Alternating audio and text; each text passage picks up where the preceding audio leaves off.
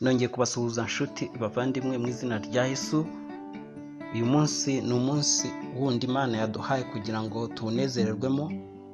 Buri munsi Imana yaduhaye ifunguro ritunga ubugingo bwacu, kandi iba yizeye yuko nitwumva iryo jambo rigera aho rituvana rikagera aho ritugeza, kubera yuko buri munsi tuba dufite ibitero byinshi bya Satani, tuba dufite ibibazo byinshi, ariko Imana kuko idukunda nayo iba yiteguye kuduha ibikemura ibyo bibazo duhura nabyo buri munsi. Nkuko duhura tukaganira ku ijambo ry'Imana muri gahunda mu biganiro byitwa menya ukuri. Imana iba yifuza yuko tumenya ukuri kwatubatura mu bibazo byose tuba duhura nabyo. Rero ngewe bagezaho iki kiganiro, iyi nyigisho ni Pr.Sylvester N Nyandekwe, kandi ndabashimira yuko mujya mwitabira tukaganira. Ndabashimira yuko mujya mwumva mukadushyigikira. Hariho abatanga imitungo yabo kugira ngo ubu butumwa bugere ku bantu benshi, ndetse namwe mu busangiza abandi, namwe muba mukora akazi ko kwamamaza inkuru nziza, kubera yuko ibyo kurya bitunga umubiri uzapfa, ariko ijambo ry'Imana ritunga ubugingo. Uyu munsi rero Imana yaduhaye irindi jambo dusanga mu Imigani igice cya 7 uhereye ku murongo wa 4. Ni ijambo rifite umutwe uvuga ngo ubwenge n'ubuhanga bituma dutsinda ibishuko bya Satani. Ubwenge n'ubuhanga bituma dutsinda ibishuko bya Satani. Ahangaha turabona ijambo ry'Imana rivuga ngo ubwire ubwenge uti uri mushiki wanjye, n'ubuhanga ubwite inshuti yawe, kugira ngo bikurinde umugore w'inzaduka n'umunyamahangakazi ushyeshyengesha amagambo ye. Ahangaha rero turareba ubwenge n'ubuhanga bigutsindira ibishuko bya Satani. Satani buri munsi aradushyeshyenga, akadushukashuka, ariko akatugusha mu bishuko bye, kandi ibyo bishuko bye bigasoza bitugiriye nabi. Hariya rero isomye kira gice tuhere ku murongo wa 6 haravuga ngo nari mpagaze ku rubambano rw'idirishya ry'inzu yanjye, ndunguruka nuko ndeba mu baswa, ntekereje mu basore, mbona umusore utagira umutima. Umusore utagira umutima, uyu ni Mwami Salomo wanditse aya magambo. Kuki yavuze ngo umusore utagira umutima? Ngo kuko ngo anyura mu nzira ikikiye ikibero cy'inzu ya maraya, nuko ayembayemba ajya ku nzu ye, ari mu kabwibwi bugorobye, ageza mu mwijima w'igicuku. Dukomeje tukagera ku murongo wa 21 haravuga ngo nuko amushukisha akarimi ke kareshya, amukuruza kuryarya k'ururimi rwe, ngo aherako aramukurikira nk'ikimasa kigiye kubagwa, ngo cyangwa nk'umusazi uboshywe ajya guhanwa. Hano turabona rero ukuntu Satani ashukashuka abantu, akabajyana akabageza ahantu akabica. Ariko hariya twabonye ngo ubwenge n'ubuhanga nibyo byonyine byadukiza ibyo bishuko bya Satani. Ubwenge n'ubuhanga nibyo byatuma tutagwa muri uwo mutego. Ubwenge n'ubuhanga nibyo byatuma tumenya imitego Satani aba yaduteze. Satani ni umugome, aragenda agatega imitego, ariko iyo mitego ye iba irimo utuntu turyohereye. Iyo mitego ye iba irimo ibintu bisa nko gushukashuka, ariko amaherezo y'iyo mitego akaba ari ukurimbura umuntu watezwe. ijambo ry'Imana rero rigenda ritwereka cyane cyane abantu bagiye bagwa muri iyo mitego, ariko bigatangira ari nk'uburyarya, bigatangira ari nko gushukashuka, bigatangira ari nk'ibintu biryohereye, ari nk'ibintu birimo igishuko cyinshi, ariko bikaza gusoza bibaye nabi. Satani rero niko akora. Satani ahimba ikintu ariko ashaka kugira ngo adutandukanye n'Imana yacu, kugira ngo wa mubano wacu hagati yacu n'Imana ube butariho. Twoherereza ibintu bisa nkaho ari byiza, bisa nkaho biryoshye, bikagenda bidukura mu mugambi w'Imana gahoro gahoro. Iyo urebye rero iyo Imigani igice cya 7:4 haravuga ngo ubwenge n'ubuhanga. Ubwenge n'ubuhanga rero bidushoboza gutsinda ibishuko by'ubusambanyi, ibishuko by'ubuhehesi, cyane cyane ku bantu bashakanye, cyane cyane ku rubyiruko. Akenshi na kenshi usanga ibyo bintu, iyo umuntu abuze ubwenge, akabura gushishoza, akabura amakenga, asanga Satani yamuyobeje, yamujyanye muri icyo cyaha cy'ubusambanyi. Hariya rero Salomo yabwirizaga abantu ngo batagira ubwenge, batagira ubuhanga. Aho ngaho uwo musore ngo yari umuswa, uwo musore nta bwenge yagiraga, ngo kubera kutagira ubwenge byatumye ayoba ubwenge, yisanga ageze kwa maraya, ndetse maraya amushukisha ngo uturimi dushyeshyenga.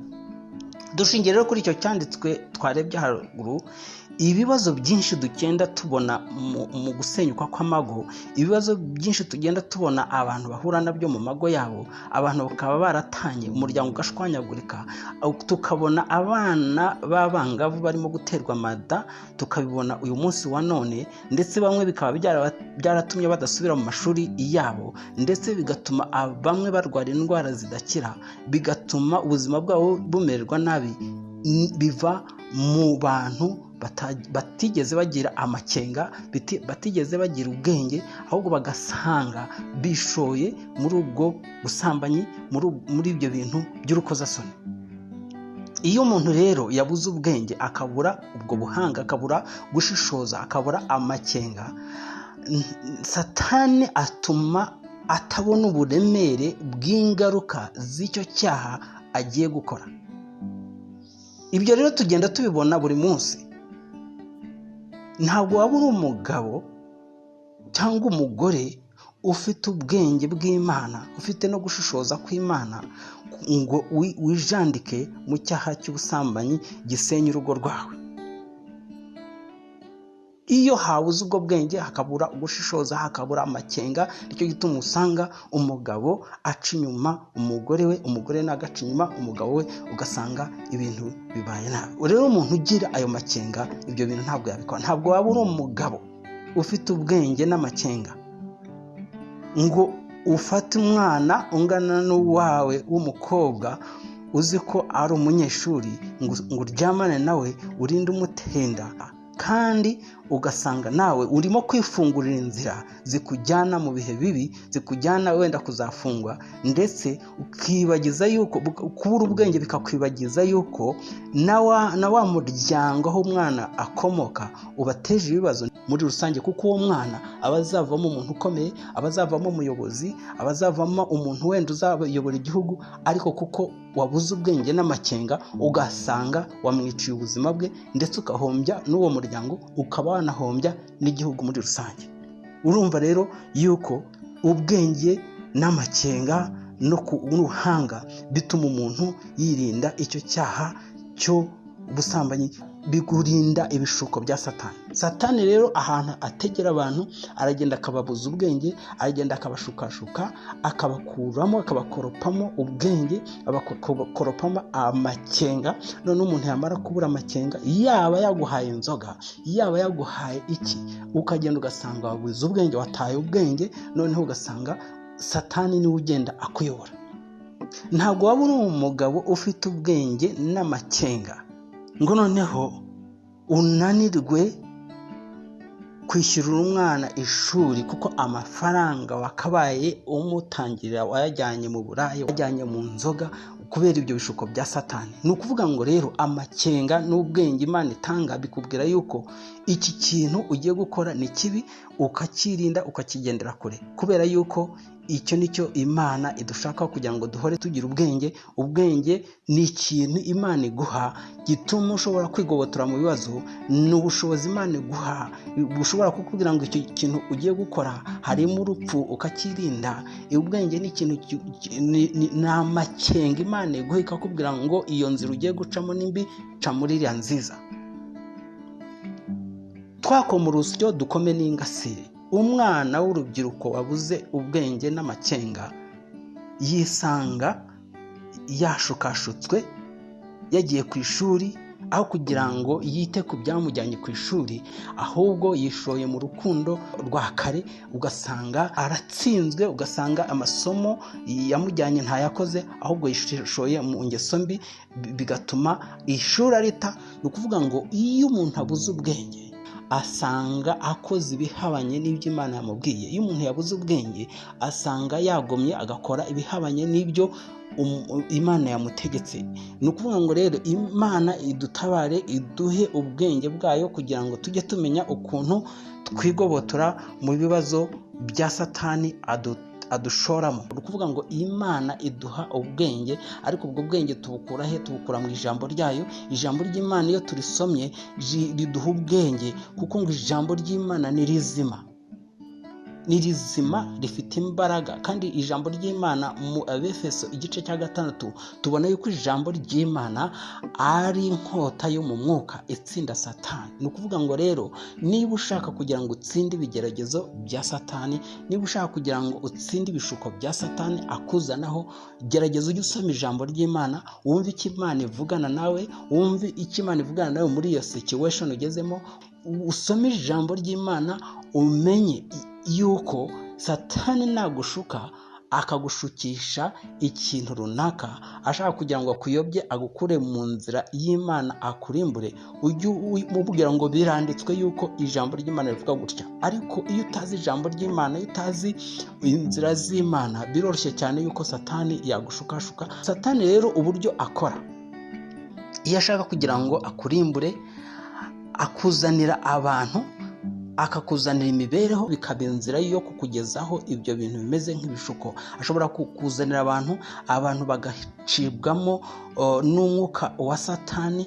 Ntabwo uzigera ubona Satani agenda n'amaguru hari afite amahembe, ariko umwuka wa Satani ashobora no guca mu bantu, aho kugira ngo abo bantu umenye ubwenge bwo kubirinda n'uburyo bwo kugira amakenga yuko baba bari ibikoresho bya Satani, ukemera ukabaha umwanya wawe. Igihe kikagera ugasanga bakuvanye mu murongo, bagutwariye igihe cyawe, ndetse bakwigishije imico mibi. Ugasanga wishoye muri za nzira z'ubusambanyi, muri za nzira z'ubujura, muri za nzira zose zigana ahantu habi, kubera yuko Satani yiyoberanyije akoresha umwana w'umuntu kugira ngo akuyobye ubwenge, wisange akugejeje mu kaga. Satani ashobora no guca mu mibereho mibi, ya mibereho mibi akayicamo, wageraho akaza wa mwuka ugaca mu bitekerezo, akakubwira ngo ariko uyu munsi wa none, aho kugira ngo mpfe uyu munsi napfe, wakwiba, ahubwo uyu munsi nkarya, ejo nkazihana.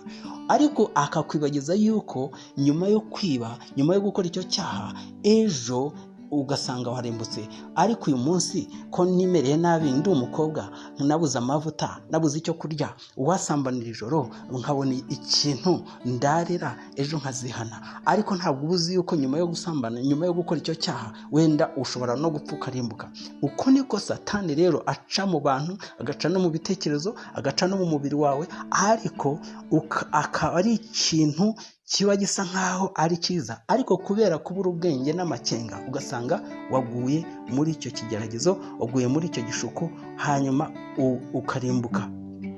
Ariko inkuru nziza ni ihe? Ni ukuvuga ngo iyo urebye mu Efeso igice cya 6 guhera ku murongo wa 10 ukageza ku wa 18, hari ahantu tubone intwaro z'umwuka, ariko cyane cyane hari intwaro yitwa ijambo ry'Imana no gusenga. Ibyo nibyo bikunda gutsinda Satani, cyane cyane iyo usomye ijambo ry'Imana cyane, ugasenga cyane, ukegera Imana cyane, ibwa bwenge Imana bwa bwenge bwari muri Kristo Yesu nawe bukuzamo, ukamenya uburyo ki usubiza, ukamenya uburyo ki wakwikura muri icyo gishuko, kugira ngo Satani nazana ibishuko uhite ube wabitahuye kare, wamenye uburyo ki ubyigobotoramo. Nazana igishuko cy'ubusambanyi umenye uti iki kintu ntabwo nakijyamo. Nazana igishuko cy'ubujura ngo wiba amafaranga ukamenya uti ahangaha ntabwo byashoboka, kuko ukabuza uti ijambo ry'Imana riravuga ngo nari umusore ariko ndashaje,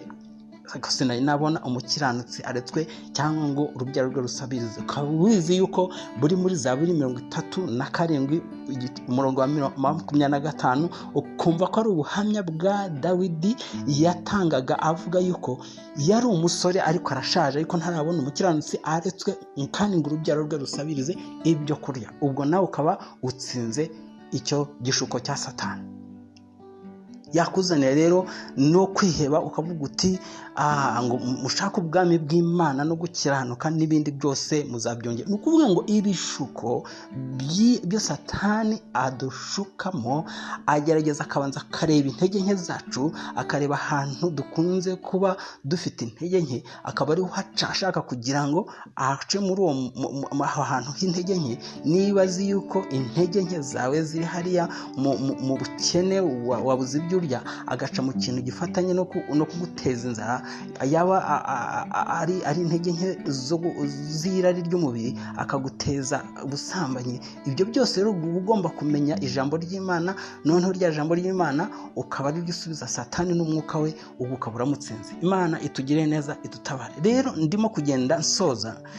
Imana igufashe, iguhe ubwenge n'amakenga yatuma wigobotora ibishuko bya Satani. Uyu munsi wa none abana b'abangavu kubera kubura amakenga, kubera kubura ubwenge, dore batewe inda, bari mu byaro, bamwe barabyaye, ubuzima bwabo bumeze nabi. Ndasenga kugira ngo ababyeyi n'abana bafite ibyo bibazo Imana ibahumurize kandi ibahe ubwenge. Hari ngo ijambo ry'Imana rivuga ngo haracyari ibyiringiro nubwo igiti cyatemwa, haracyari ibyiringiro ko cyakongera kigashibuka. Uwo mwana wagiriwe nabi, haracyari ibyiringiro yuko ejo yakongera agasubira ku ishuri, ubuzima bugakomeza. Ariko icyo dusabwa ni ukugira ngo guhera uyu munsi dusaba Imana iduhe ubwenge n'amakenga kugira ngo tujye tumenya ukuntu twigobotora muri ibyo bibazo. Ubwenge rero tubukura he? Tubukura mu ijambo ry'Imana. Ijambo ry'Imana niryo riduhumuriza, ijambo ry'Imana niryo riduhugura, ijambo ry'Imana niryo ridusobanura inzira dukwiriye gucamo. Ariko nanone ibyo ntiwabisobanukirwa utari wakira Kristo Yesu ngo aze mu bugingo bwawe, yicare mu mutima wawe, akuyobore. Mu mutima w'umwana w'umuntu haba hari icyicaro. Ni ukuvuga ngo umutima w'umwana w'umuntu iyo hari mu mwami witwa Yesu Kristo, akuyobora mu nzira zo gukiranuka. Ariko ku mutima w'umuntu iyo harimo Satani, umwuka wa Satani niwe uyobora umuntu, akamuyobya ubwenge, akamukuramo ikintu cyose cy'ubumana, akakuyobora mu nzira mbi z'ibyaha. Ariko uyu munsi ndasenga kugira ngo ijambo ukiryumva ufate icyemezo cyo gufata umwami umwe, akaba ari we Yesu Kristo, akaba ari we winjira mu mutima wawe akakuyobora. Kuko ijambo ry'Imana rivuga ngo abari muri Kristo Yesu yabahinduye ibyaremwe bishya. Ni ukuvuga ngo ubwami bw'Imana iyo buri mu mutima wawe butuma ukora ibyo gukiranuka, bituma wera imbuto zo gukiranuka, bituma utsinda Satani ukabura umutsinzi. Ko ijambo ry'Imana rivuga ngo uri muri twe ari we Yesu Kristo aruta, afite imbaraga ziruta zuri muri isi Satani. Satani rero ntabwo yarusha Yesu Kristo imbaraga, ariko birasaba kugira ngo wowe unyumva ufate icyemezo cyatuma utsinda ibigeragezo n'ibishuko byo muri isi. Satani ari hanze aha, arakoresha ikoranabuhanga, arakoresha n'izi telefoni dukoresha, akoresha internet kugira ngo acishemo ibyo bintu biyobya. Kera tukiri mu cyaro, ababyeyi bacu bifuza nko kuduha inkoko kuri Noheli ngo tuyirye, twabonaga baha inkoko bakayijugunyira utugori kugira ngo nyine bashakisha uburyo bayifata, noneho yaba iri kure yaba iri hanze bifuza kugira ngo bayifate, kuko ntabwo byari bikomeye kugira ngo wirukane inkoko uzayifate iri hanze, ariko bakoreshaga uburyo bwo kujugunyira inkoko ibigori, noneho bakagenda babijugunya gahoro gahoro, ndetse bakabijugunya mu muryango, bakongera bakabijugunya mu nzu, noneho igakurikira bya bigori igenda ibirya ikinjira mu nzu, bakiruka bagakinga urugi bakayifata. Uko niko Satani nawe agenda ashukashuka umuntu gahoro gahoro gahoro, noneho igihe kikazagera akagufata. Ariko bisaba kugira ngo umuntu amenye, agira amakenga. Yewe umukobwa unyumva, uwo muntu uguha za kado za buri munsi, akakugurira telefone, akaguha amafaranga, akayakohereza kuri mobile money, ayo mafaranga kuki utagira amakenga ngo umenye ayo mafaranga arayaguhera iki? Izo mpano aguha araziguhera iki? Araguca iki? Araziguha kubera iki? Kuki utagira ayo makenga ngo umenye uti nyuma y'izi mpano, nyuma y'aya mafaranga mpaye hashobora kuvukamo ikindi kintu kitari cyiza. Ariko nawe mugabo ukora ibyo bintu, umenye yuko kubura amakenga kwawe, kubura ubwenge bwawe byagushora mu bibazo bikomeye cyane, ugasanga urafunzwe, ugasanga uhuye n'ibibazo bikomeye utateganyaga, nyuma ukaza kwicuza ukavuga ati ibi bintu nabikoreraga iki? Ubu ni ubutumwa rero busohotse uyu munsi, numvishe Imana yifuje kugira ngo mbuvuge, kugira ngo njye nawe tugire amakenga, tugire ubwenge bw'Imana. Ubwenge bw'Imana nibwo bwonyine bwadukiza ibyo bishuko bya Satani. Reka nsenge. Mana yaremye ijuru n'isi, nsenge ubu bwoko bwumvishije ijambo, kugira ngo Mana ishobora byose utanga ubwenge ku bantu bose, uduha ubwenge n'amakenga, uduha ubwenge n'ubuhanga bwatuma dutsinda ibishuko bya Satani biri hanze aha ngaha. Ibishuko byaca mu bantu, ibishuko byaca mu mibereho, ibishuko byaca mu marangamutima yacu, bigatuma tubura ubwenge, tukabura ubwo bwenge, tugasoza byatugezeho ingaruka. Nsenge n'aba bana bagizweho ingaruka no kubura ubwenge n'amakenga, bakaba bisanze bamwe baratwaye inda, bamwe barataye amashuri yabo. Ariko ndagusaba kugira ngo wowe utanga andi mahirwe, uzongere ubahamba andi mahirwe, bongere basubire mu murongo. Kandi ndasenze kugira ngo n'abatari bagirwaho n'izo ngaruka cyangwa bagwa muri iyo mitego ya Satani, ubarinde, ubahe ubwenge n'amakenga no kwirinda, kugira ngo bahore batsinda Satani. Urakoze kubikoze mu izina rya Yesu. Rero wowe wumvishije ubutumwa, ntukarangize kumva ubutumwa udakoze subscribe, udakoze like, utabushangije n'abandi. Kandi wifuza kugira ngo tugusengere, uraza kubona inomero zacu, uzajya uduhamagara tuganire, tukugire inama, cyangwa nawe utwandikire utwungura inama bitewe n'uko uba wumvishije ubutumwa. Urakoze, Imana ikugire neza. Shalom.